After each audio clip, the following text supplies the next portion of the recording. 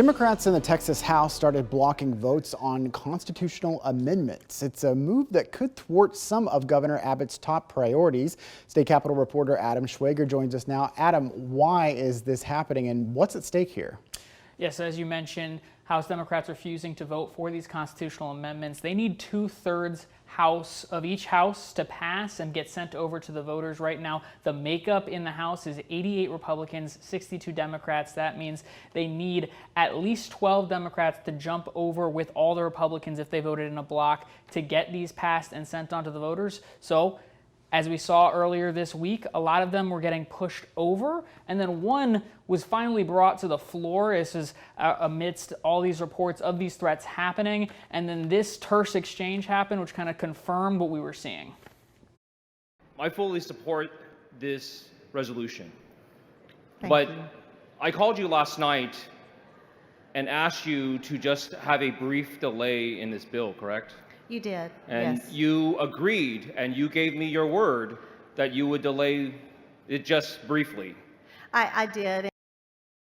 And that was a bipartisan constitutional amendment. It had co-sponsors on both sides of the aisle, but when it did end up getting brought to a vote, it failed. It only got 90 votes, 50 Democrats registering present, not voting there. And then when it got brought up the next day for a third reading, it was delayed until Monday. And as you mentioned, high stakes here. A lot of these proposed constitutional amendments include bail reform, which now that SB 2 has passed, has seemed to be a full court press for Abbott on that. That needs constitutional amendments to pass. We also see water infrastructure. That's going to need constitutional amendments to pass. So if they take this to the extreme, these are big things that could be blocked by the House Democrats. What's the long-term game plan here?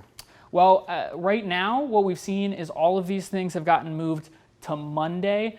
I think that a lot of it initially started as a threat, a protest vote against what would happen if they didn't send that school choice, that education savings account legislation to the Texas voters. But the Texas House Caucus has admitted that time has come and passed. They just want more Democrat bills on the House floor. I mean, the Speaker of the House was put into that position by a coalition of both Republicans and Democrats in that highly contested speaker's race. But at the same time now, on Friday morning, we had a situation where some of the more conservative members of the House, they had shut down the House because they feel like there aren't enough conservative priorities reaching the floor. So it's just something we could see if this escalates. But right now, as we saw, everything got delayed until Monday. So I guess we'll see then. Some dramatic inside baseball. Exactly. All right, thank you very much, Adam. We're not going to change the way that we admit students and that we allocate scholarship funds based on any kind of ESA voucher. The state's plan to pay for private schools with public funds might not cover tuition at some campuses. We investigate the impact on Texas parents coming up.